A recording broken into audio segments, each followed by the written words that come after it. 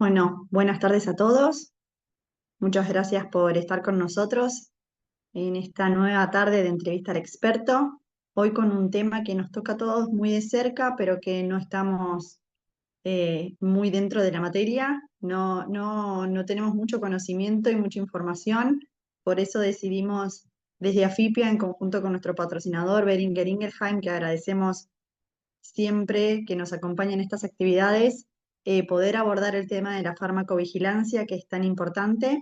Hoy nos acompaña María Fernanda Marfil. Ella es líder de seguridad del paciente y farmacovigilancia para Argentina, Paraguay, Uruguay y Bolivia, que nos va a abordar un poquito en este tema de la farmacovigilancia y qué es, para qué sirve, cómo nosotros podemos abordarlo y llevarlo para adelante. María Fernanda, muchas gracias por estar con nosotros nuevamente en esta tarde.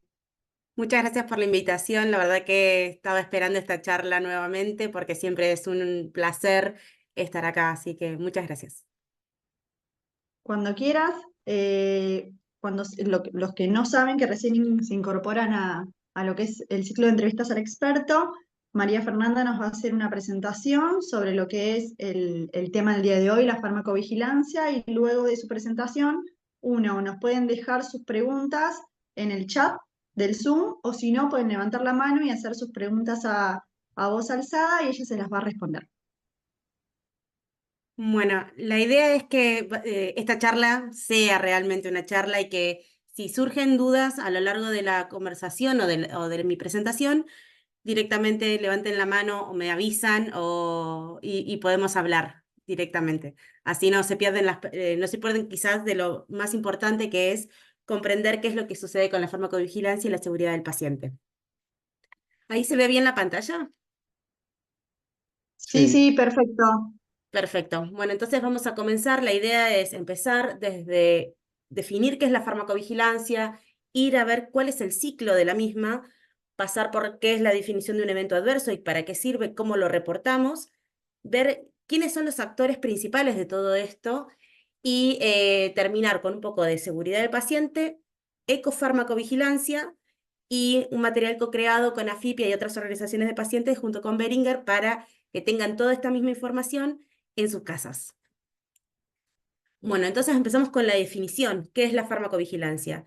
Y básicamente es el proceso de vigilar o monitorear todos los medicamentos que ya están autorizados para poder ir controlando realmente qué sucede a lo largo de todo el ciclo de vida de ese medicamento.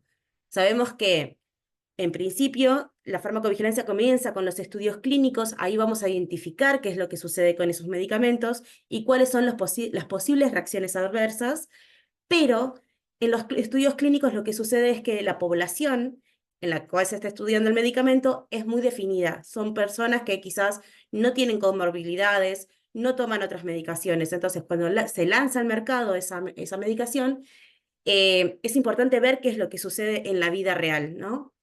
Y de esta manera vamos a poder identificar cuáles son los nuevos eventos adversos, poder reducir, poder prevenir qué es lo que sucede y quizás manejar esos riesgos o eventos adversos, como le decimos, para poder hacer que esa medicación sea siempre más eficaz y más segura para todos. Y esto es como que el medicamento siempre se piensa como una balanza entre los riesgos y los beneficios. Claramente hay riesgos porque ninguno está exento de tener un evento adverso cuando toma una medicación, pero lo importante es que la balanza siempre esté hacia los beneficios, es decir, que los beneficios por tomar esa droga sean mucho mayores que los riesgos que puede tener. Si uno ve en este monitoreo que la balanza se va hacia los riesgos, es momento de actuar y ver qué es lo que se va a hacer con esa medicación. Si se retira, si se avisan de los nuevos riesgos y cómo controlar ese manejo para todos los pacientes que vienen desde luego a tomar esa medicación. Entonces, los objetivos van a ser prevenir las reacciones de esos medicamentos ya autorizados, promover el uso seguro, es decir, que todos los pacientes entiendan cómo deben tomar esa medicación para evitar los riesgos y que así sea mucho más eficaz, informar a toda la comunidad, ya sea pacientes, profesionales de salud e incluso al público en general, porque quizás tenemos algún pariente que esté utilizando esa droga, cómo se debe utilizar y cuál es la seguridad de ese medicamento, y obviamente contribuir de esta manera a todo lo que es la protección del paciente y de la salud pública. Acá yo puse un poco de cómo comienza todo esto que hoy llamamos farmacovigilancia. Y esto comienza desde 1848, cuando se utilizó cloroformo como un anestésico para una cirugía de una uña encarnada. Esto sucedió en Gran Bretaña y lo que pasó es que como no estaba determinado cuánta dosis se tenía que utilizar de esa droga que estaban usando, durante la cirugía, la paciente, que era una mujer, fallece. Entonces ahí empiezan a decir, ok, hay que hacer algo con esto porque no podemos perder pacientes por una uña encarnada. Entonces se empieza a decir, bueno, vamos a empezar a colectar esta información y ver cómo al identificar las cosas que suceden, vamos mejorando las cirugías, en este caso para anestésicos. En 1930 utilizan etilenglicol, que en realidad es un líquido que es incoloro, es decir, que no tiene color, inodoro, es decir, que no tiene olor, y es con sabor dulce. Y esto se utilizaba para jarabes pediátricos. ¿Pero qué pasaba? O sea, para hacer que la droga sea más dulce para los pacientes pediátricos. Pero no se dieron cuenta que el etilenglicol es tóxico. El etilenglicol se utiliza como anticongelante o como, por ejemplo, líquido para frenos. Entonces, comenzaron a ver que estos pacientes niños eh, tenían daños renales permanentes. Entonces, se evitó el uso del etilenglicol. Sin embargo, 7 años más tarde, empezaron a utilizar un compuesto muy parecido que se llama dietilenglicol, que también se utiliza como solvente químico y para resinas y disolvente de pinturas, también para hacer que una sustancia médica sea dulce. Entonces empezaron a ver, también para uso pediátrico esto, ¿no? Entonces empezaron a ver que muchos de estos niños que estaban utilizando esto que se llamaba el solvente de la sulfonamida, que es la droga, empezaban a morir. Entonces dijeron, bueno, entonces deberíamos tener medidas que prohíban el uso de cualquier solvente solamente porque tiene rico sabor, sino que también identificar si esos solventes son seguros también para los pacientes. Y toda esta información se empezó empezó a contribuir con la seguridad, porque ya no se podía poner cualquier sustancia. Luego, en 1955, lo que se ve es que no todos los medicamentos que eran seguros para la mayoría de los pacientes son seguros para todos los pacientes. Es decir, que tenemos que ver qué tipo de paciente está utilizándolo porque puede ser dañino. Y esto sucedió con el ácido acetil salicílico. El ácido acetilsalicílico, para aquellos que no sepan, es la aspirina, una aspirina que tomamos todos. Sin embargo, lo que se empezó a ver es que aquellas personas que ya tenían una úlcera gastrointestinal tenían una afección de daño gastrointestinal grave, severa. Entonces ahí empezaron a decir, bueno, no todas las drogas seguras son seguras para todos los pacientes. Y creo que el boom de la farmacovigilancia sucedió en 1961 con el uso de la talidomida. Esta droga era comercializada como una píldora para dormir y antihistamínico, es decir, que evitaba los vómitos, en embarazadas. Y lo que empezó a pasar es que las mujeres que tenían durante su embarazo el uso de la talidomina, sus bebés nacían sin brazos o sin piernas, es decir, sin extremidades. Y ahí se empieza a ver que tenemos que tener mucho cuidado entonces también con el uso de medicamentos que son muy seguros para adultos para el desarrollo de un bebé durante el embarazo. Entonces ahí empezó todo el boom y empezaron a hacer muchas legislaciones y el uso de formularios de reporte para poder colectar toda esta información, centralizarla y poder compartirla luego con las autoridades y, por ejemplo, con las autoridades regulatorias. Entonces, en 1968 ya tenemos un programa internacional, es decir, en todo el mundo, sobre vigilancia de los medicamentos y que fue fundado por la OMS. y para detectar todos los eventos adversos que están sucediendo en el mundo con todas las drogas y así poder estar más atentos con lo que está sucediendo. Hoy en día, gracias a que Uppsala Monitoring Center en 1978 crea una base de datos que se puede compartir, tenemos una base que vamos directamente, un reporte que llega de Argentina, se va a Uppsala Monitoring Center y se distribuye para que esa información se comparta en todos los países. Y algo que me gustaría comentar es que ANMAT se creó en 1992. Es relativamente nuevo si pensamos en todo esto que sucedió, pero ya tenemos desde 1992 tenemos una administración nacional que se encarga de la seguridad de los medicamentos en el país. Bueno, y esto que les decía que desde 2001 tenemos VigiBase o VigiFlow, que comienza con esta base internacional para todo el mundo. Bueno, entonces, cuál es el ciclo de la farmacovigilancia? Nosotros recopilamos los reportes, recopilamos esos datos, todos esos datos se transfieren a la autoridad regulatoria, también se evalúan por parte de los laboratorios, se hace una revisión completa de esos datos, se detectan nuevos eventos, se detecta la información de seguridad que debemos conocer y se responde a pacientes profesionales de la salud para que todos los riesgos identificados en esa recopilación de datos sean comunicados para prevenirlos en los próximos pacientes. Y así se hace esa rueda de la información en farmacovigilancia. Yo ya hablé de los eventos adversos, pero ¿qué son realmente? Los eventos adversos son cualquier situación que le pase a un paciente que está consumiendo un producto, ya sea en los estudios clínicos, como ya le comenté antes, o durante la etapa post-marketing, es decir, cuando ya está el producto comercializado, y no necesariamente un evento adverso tiene que estar relacionado a ese medicamento. Cuando está relacionado, decimos que es una reacción adversa, ¿sí? Entonces, eso es importante identificarlo.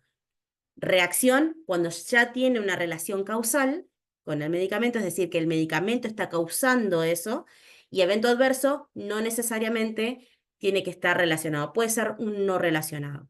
Pero nosotros vamos a colectar toda esa información, esté o no esté relacionada, para poder identificar nuevos eventos, ¿sí? Y después tenemos otras situaciones importantes para reportar que no son eventos adversos, como por ejemplo hospitalizaciones, ¿sí? Muertes, accidentes. Todas estas tres cosas que nombré son desenlaces quizás de lo que está sucediendo. No es el evento adverso en sí. Por ejemplo, si yo me hospitalicé, tenemos que ir a buscar el por qué se hospitalizó ese paciente o por qué falleció ese paciente. Y ahí podemos ver qué es lo que sucedió con ese medicamento. Después tenemos exposiciones. Ya habríamos hablado de la exposición durante el embarazo. ¿Qué pasa? ¿Qué sucede con el feto cuando está expuesto a esa medicación?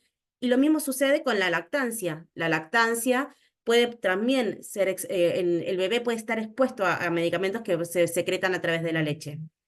Después tenemos exposiciones ocupacionales, es decir, aquellas personas que trabajan con medicaciones, pueden ser farmacéuticos, doctores, enfermeros, también pueden estar expuestos a medicación. Y también es importante recolectar toda esa información porque nos va a dar mucha data de qué sucede si alguien que no es el paciente también se expone.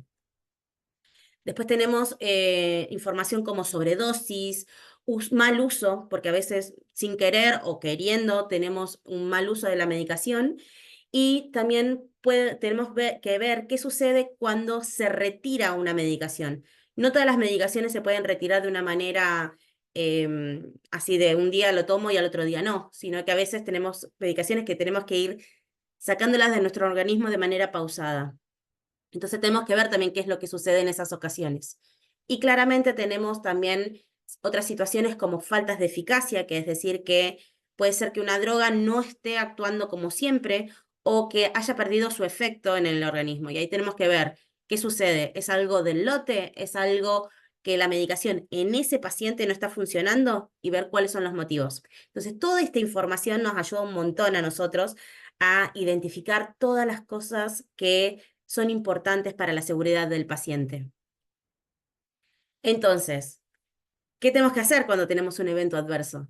comunicarlo, ¿sí? Entonces, todas las personas que están involucradas, todos los actores son responsables de comunicar estos eventos adversos, reportarlos, ya sea al laboratorio o directamente a ANMAT, como para que esta información llegue, ¿sí? Entonces, ¿cómo tenemos que notificarlo?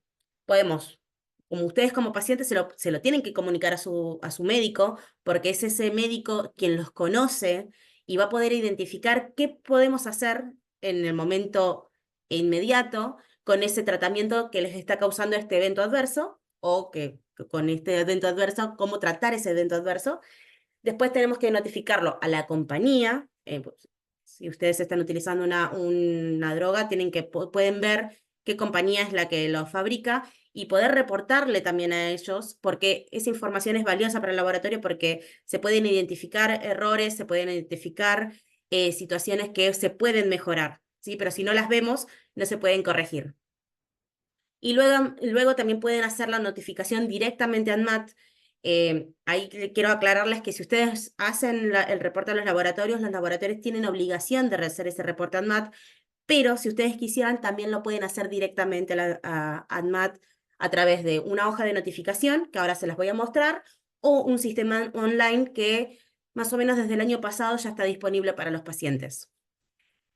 Bueno, y estas notificaciones, como ya les decía, nos ayudan a nosotros a hacer un uso seguro de los medicamentos, a prevenir futuros daños, ya sea en ese mismo paciente o en otros pacientes que van a venir a empezar a tomar esa medicación, y aumentar el conocimiento de estos medicamentos, qué sucede, cómo tratar, qué pacientes podrían llegar a tomarlos y cuáles no deben tomar esa medicación porque ya tienen alguna comorbilidad que es grave y que podría llegar a agravarse más por el uso de un medicamento. Y obviamente todo esto educa tanto a los pacientes como a los profesionales de salud como a los laboratorios y mejoramos toda la protección de la salud pública en general.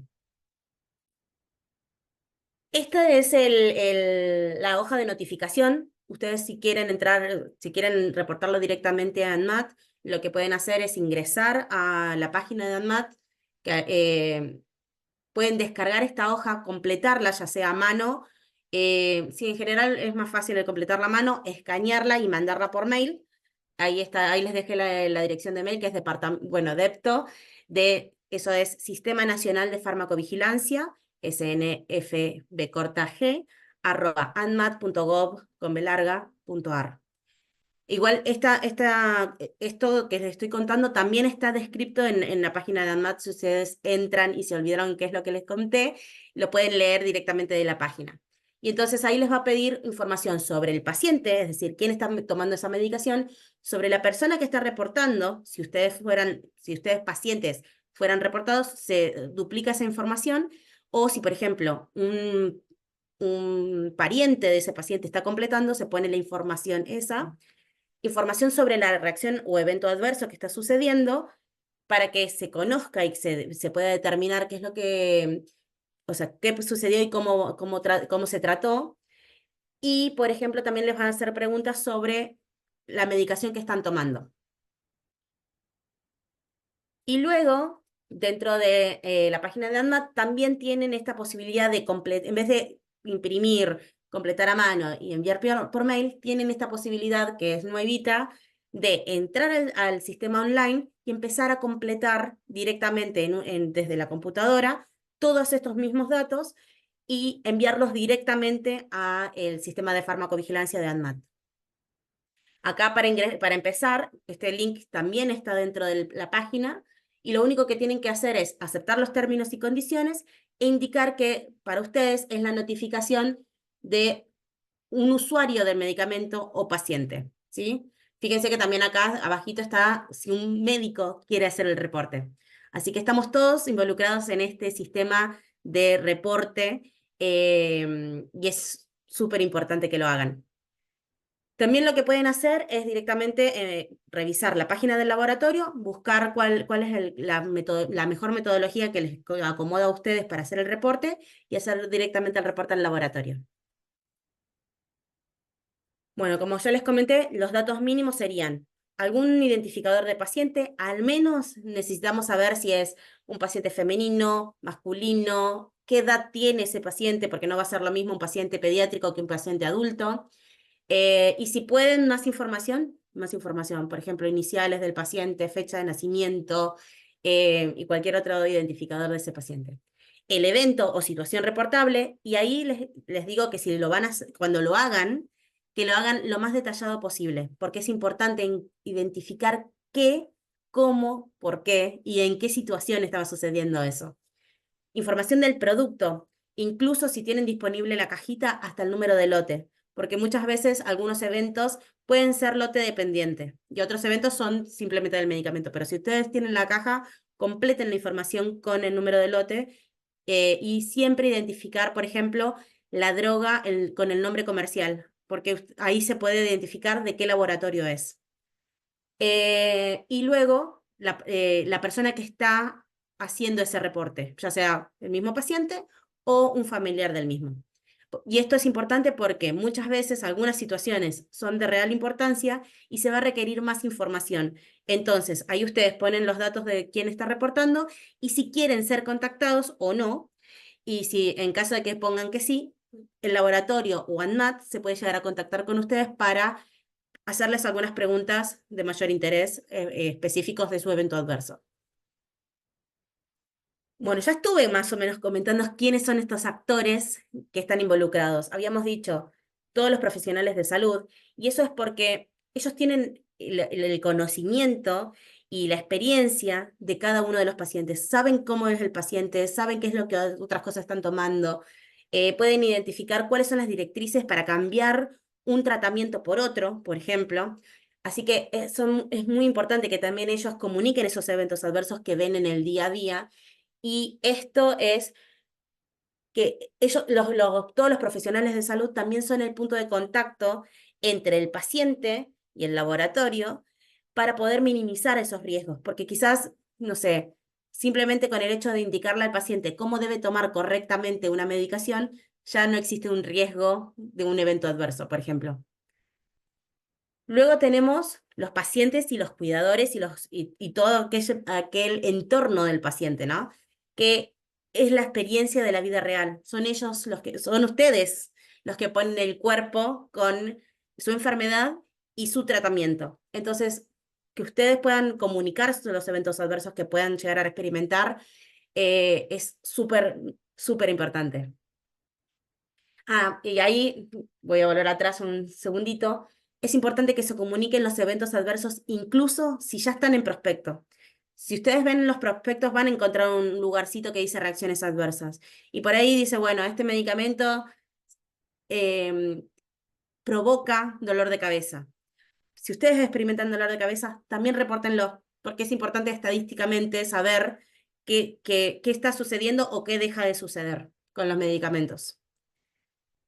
Bueno, otro de los actores son las compañías farmacéuticas, ya les conté, ellos son los que crean la medicación, los que mantienen que esa medicación siga siendo efectiva y siga siendo segura y pueden dar instrumentos para mejorar la salud o mejorar quizás, a mí se me ocurre, por ejemplo, comentarles que hay situaciones que el laboratorio empieza a identificar a través de los eventos adversos que hay un error muy común, que es todos los pacientes hacen lo mismo y por eso tienen eventos adversos.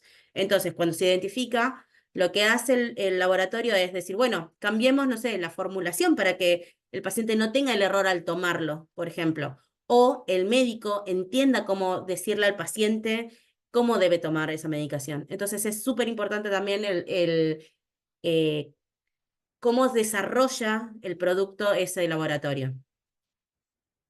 Y obviamente las autoridades sanitarias son ellos los que van a monitorear a las empresas farmacéuticas que cumplan con todas las cosas establecidas en la regulación y que además mantienen la base de datos, en este caso nacional, o por ejemplo si estamos hablando de Uppsala Monitoring Center a nivel global, para que quizás si dos empresas comercializan el mismo medicamento, puedan también entender si es algo de una sola de las empresas o del medicamento en sí.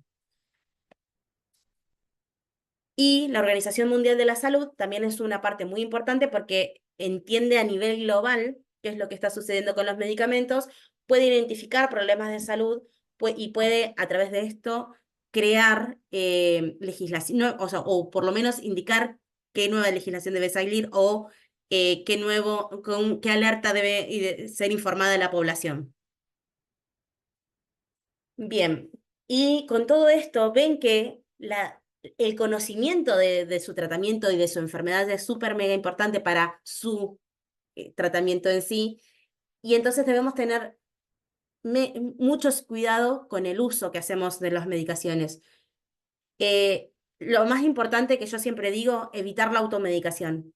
Más si ustedes ya están tomando medicaciones que son crónicas, por ejemplo, porque no saben o no sabemos en general qué sucede si agregamos una medicación sin consultar con nuestro médico en nuestro organismo. Entonces, siempre que eviten la automedicación y siempre que vayan a querer, por ejemplo, tomar algo de venta libre, consulten con su médico si es posible en su organismo, con su tratamiento, con su enfermedad.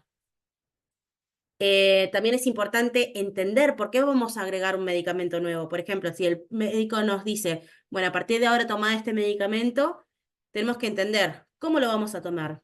Junto con comidas, separada de las comidas, a la mañana, a la noche, y el motivo por el cual lo estamos tomando. ¿Para qué sirve esta medicación? ¿Cómo afecta mi tratamiento? Sáquense todas las consultas que tengan cuando estén frente al médico y entiendan por qué están tomando las medicaciones, cuándo las deben tomar, cómo se conservan esas medicaciones, quizás en heladera, quizás fuera de lugares húmedos o fuera de la luz. Es importante entenderlo. Después, perdón. Bueno, acá ya les puse un esquema de una cajita X para que entiendan qué pueden ustedes interpretar de las cajas. Pueden leer el nombre comercial y el principio activo, seguro lo leen porque son los que más grande está, pero fíjense que también hay cosas como qué dosis, verifiquen que la dosis sea la correcta antes de consumir. También pueden encontrar composición, pueden encontrar la condición de venta, si es bajo receta o de venta libre, cantidad de comprimidos que vienen, porque a veces también pueden encontrar errores de calidad, por ejemplo, que tiene que tener 30 comprimidos y de repente vinieron, no sé, 28. Van a encontrar también el nombre y la dirección del titular del registro, es decir, del laboratorio que está comercializando eso. Entonces pueden ir a ver a dónde podemos ir a reportar esos eventos que aparecen.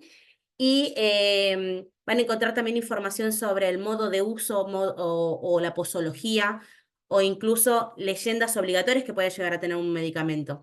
Así que es importante que conserven las cajas, porque también van a tener número de lote, por ejemplo, y además que intenten leer el prospecto cuando inician un medicamento.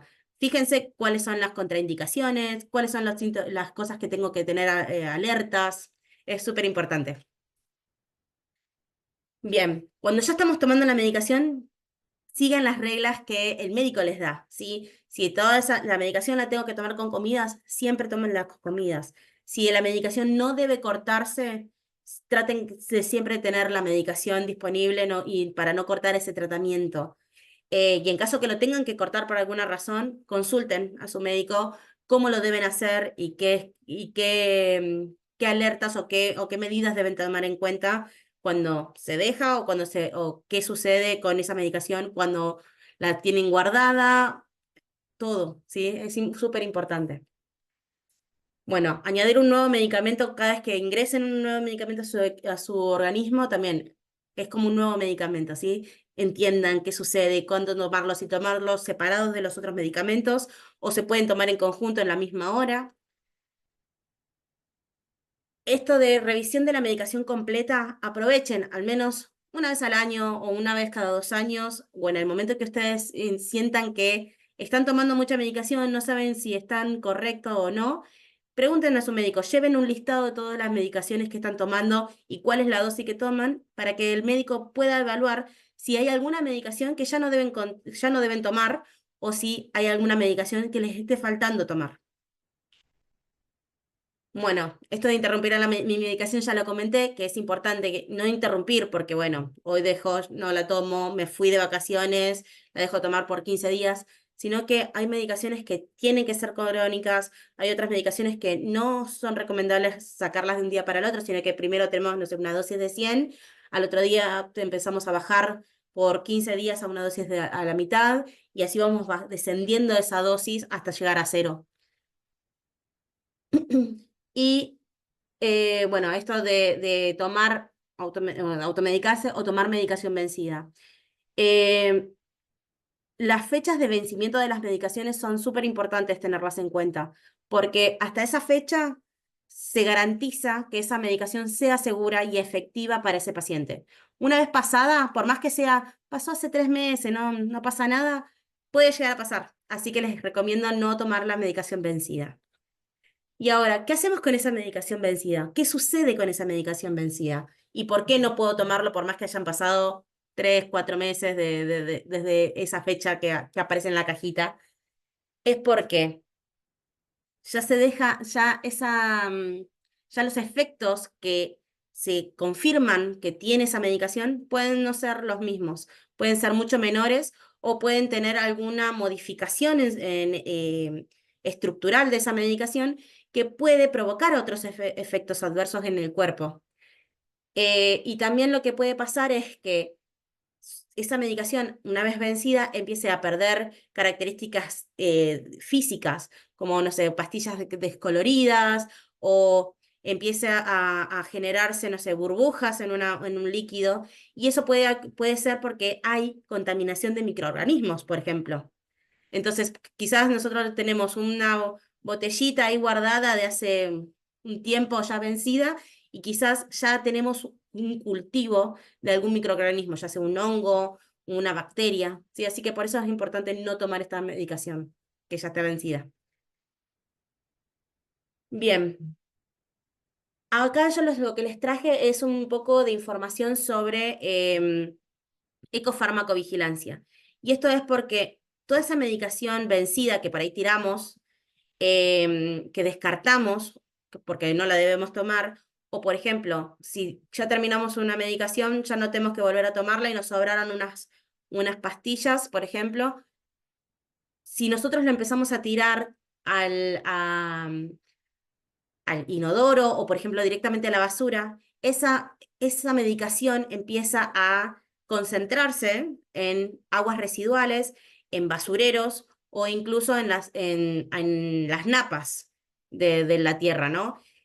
Y si las tiramos así, con cajita y todo, en la basura, pueden ser eh, captadas por el mercado ilícito, y después empiezan a haber falsificaciones o incluso em, personas malas, claramente, usan esas medicaciones para revenderlas.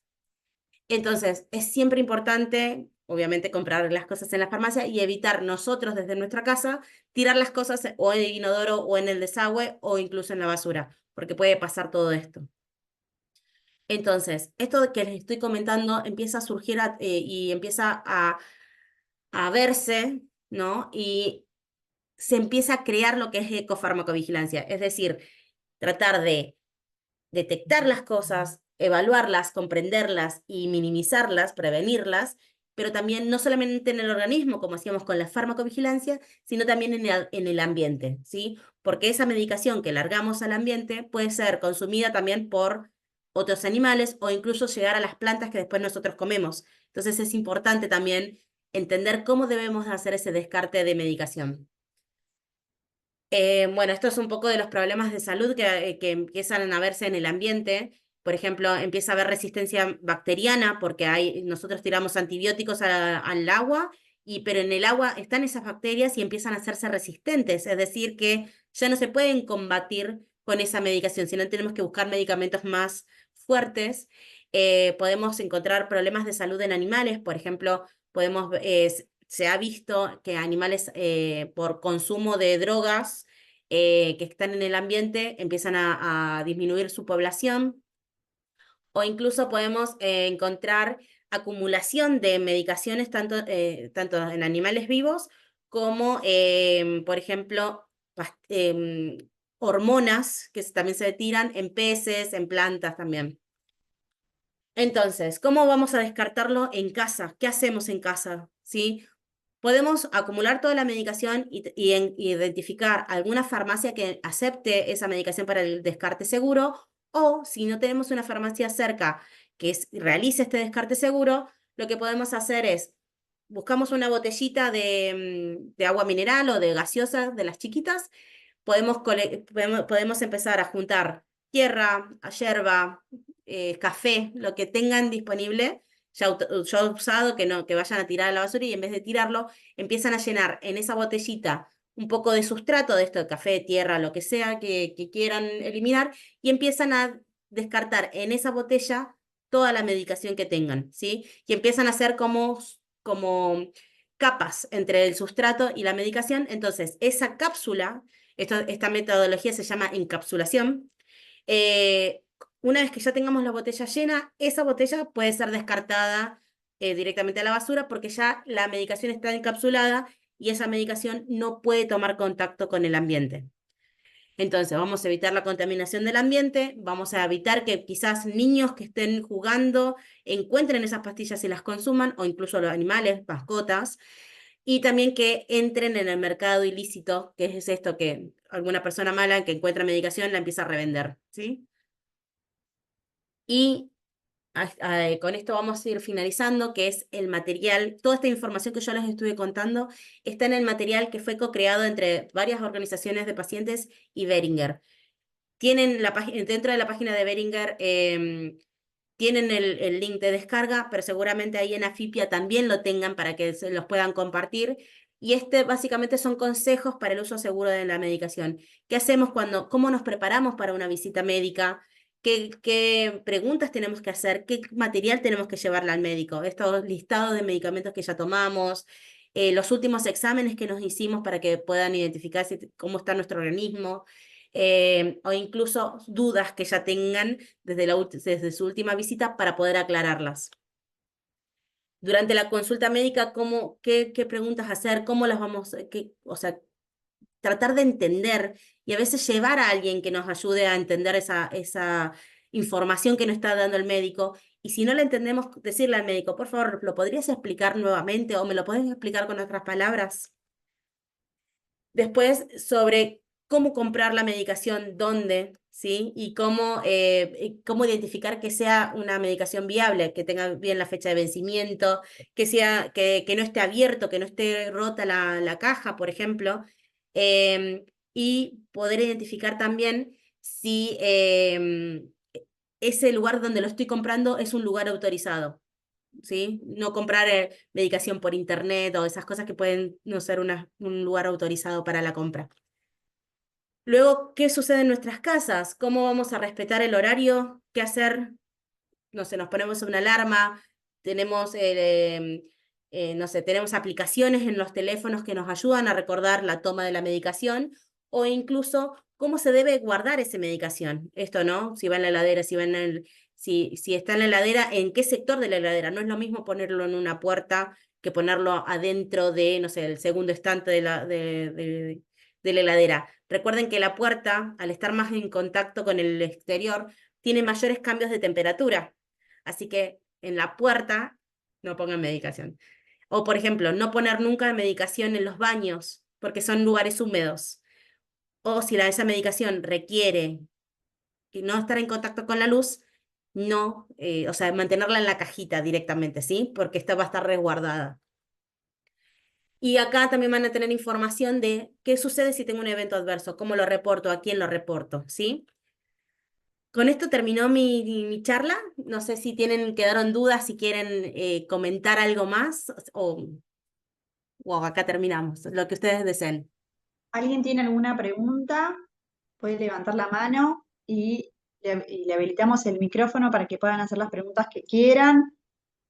Creo que es un tema muy interesante, es muy importante, más que nada también para los pacientes por el tema de efectos adversos, que no los, no los reportan o sea, en la industria, a los laboratorios, y es tan importante para el seguimiento, ¿no? De la efectividad y del tratamiento. Así que es súper Totalmente. importante que reporten los efectos adversos que tienen, aunque ya sepan que les va a dar, aunque el médico les diga, van a tener efectos adversos, van a tener diarrea, van a tener náuseas, van a tener pérdida de peso, que lo reporten igual, que llamen a la industria, que llamen al laboratorio, que tienen, en la cajita tienen el teléfono y avisen, yo soy paciente, tomo este fármaco, esta medicación de ustedes y me está generando este tipo de efecto adverso, este tipo de contraindicación que estoy viendo en el prospecto. Así les pueden hacer un seguimiento, también pueden darles algunos